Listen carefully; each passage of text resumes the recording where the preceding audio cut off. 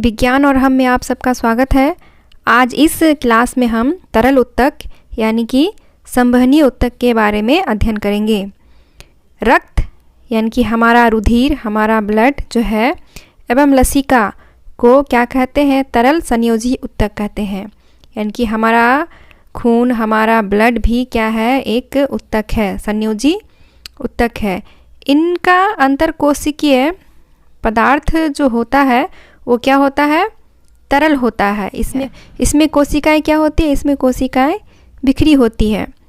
तरल संयोजी उत्तक जो है वो कितने प्रकार की होती है? वो 2 प्रकार की होती है। एक है ब्लड और एक लसिका यानी कि लिम्फ।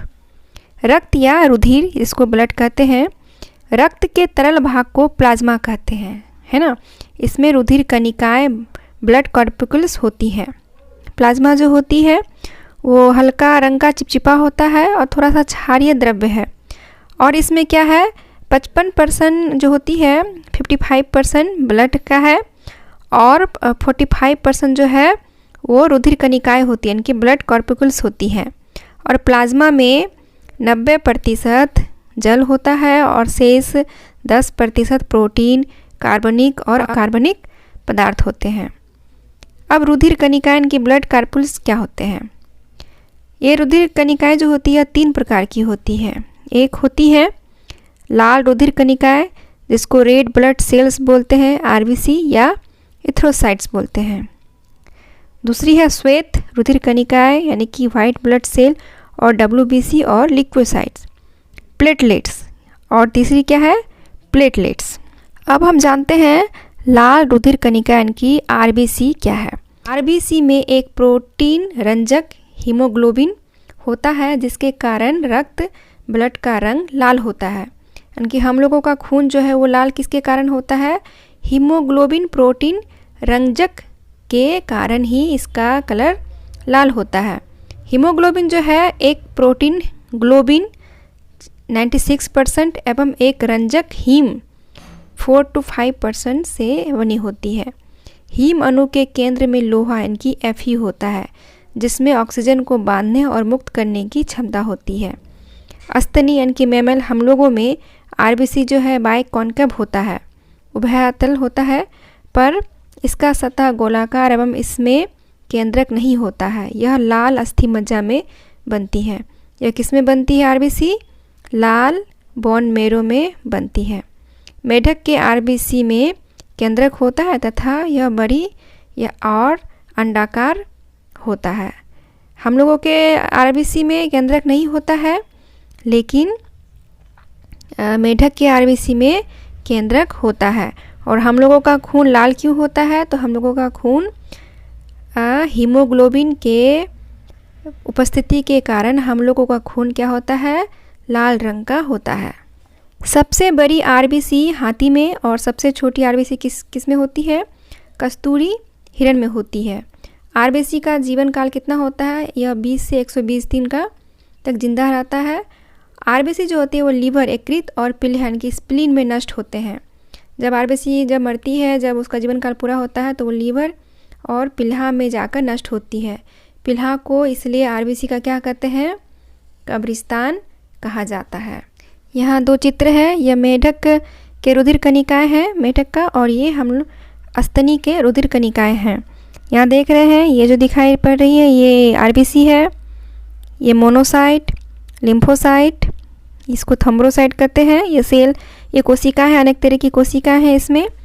और यहाँ आप देख रहे होंगे कि इसके आरबीसी में देख रहे हैं। और ये किसका रुधिर कणिकाएं है? ये स्तनी का रुधिर कणिकाएं हैं। श्वेत रुधिर कणिकाएं यानी कि WBC, व्हाइट ब्लड कॉर्पिकल्स, है ना। यह अनियमित आकृति की केंद्रक युक्त और हीमोग्लोबिन रहित होती है, यानी कि इसमें हीमोग्लोबिन नहीं पाई जाती है। इनकी संख्या आरबीसी की अपेक्षा बहुत कम होती है। कुछ WBC में कण मौजूद होते हैं जिन्हें ग्रेनुलोसाइट कहते हैं, जैसे न्यूट्रोफिल, इस्नोफिल और बेसोफिल। कुछ WBC के कोशिका द्रव्य में कण नहीं पाए जाते हैं, जिसे ग्रेनुलोसाइट कहते हैं। यह 2 प्रकार के होते हैं, एक लिम्फोसाइट और एक मोनोसाइट। लिम्फोसाइट जो कोशिका है वो क्या करती है?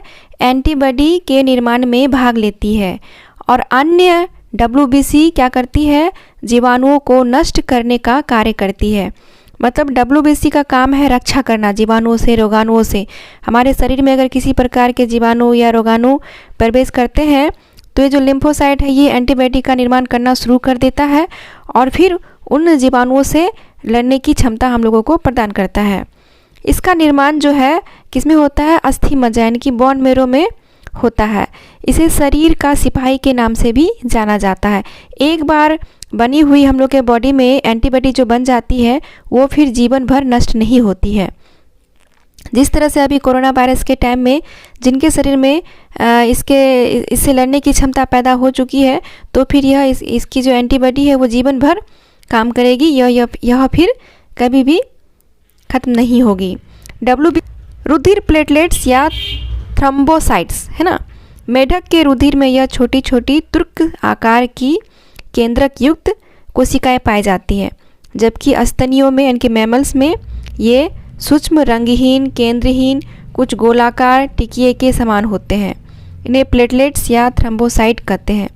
रक्त के थक्का बनने में, ब्लड क्लॉटिंग में यह क्या करती है, यह मदद करती है। अगर हमें कहीं कट जाए या कहीं चोट लग जाती है तो वहाँ से तुरंत खून बहना स्टार्ट हो जाता है, लेकिन फिर कुछ ही देर बाद फिर वहाँ खून जमने लगता है और फिर खून का बहना बंद हो जाता है।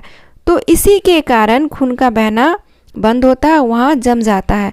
अगर यह थ्रोम्बोसाइट वहाँ काम ना करे तो क्या होगा कि हम लोगों का खून जो है अगर कहीं कट जाएगा तो फिर वो निरंतर बहते रहेगा।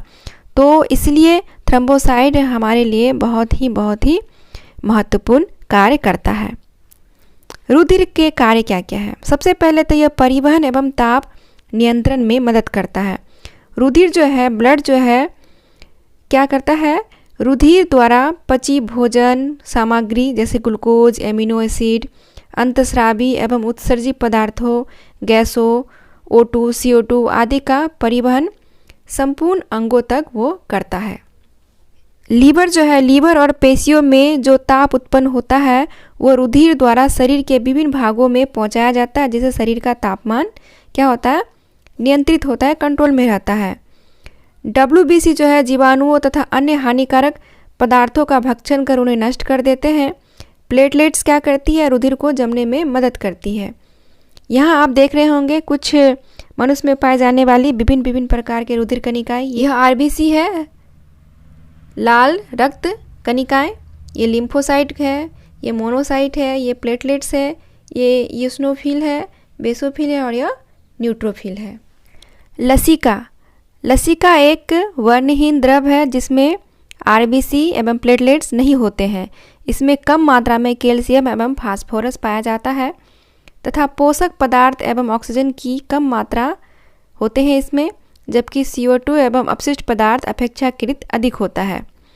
लसिका का क्या कार्य है? लसिका में मौजूद लिम्फोसाइट जीवाणुओं का भक्षण कर उनको नष्ट कर संक्रमण से रक्षा करते हैं, पोषक पदार्थों का परिवहन करता है और लसिका जो है शरीर की इम्यूनिटी सिस्टम का निर्माण करता है। इसलिए यह लसिका भी हमारे लिए बहुत ही महत्वपूर्ण कार्य करती है। तो आज के इस क्लास में हम लोगों ने जाना तरल उत्तक एवं संवहनीय उत्तक के बारे में, यानी कि हमारे रुधिर के बारे में, रुधिर की कैसी प्रकृति होती है, इसका स्ट्रक्चर क्या होता है और इसमें किस किस तरह की कोशिकाएं पाई जाती है। तो उम्मीद करती हूँ आप सबको ये क्लास अच्छा लगा होगा। तो धन्यवाद, जय हिंद।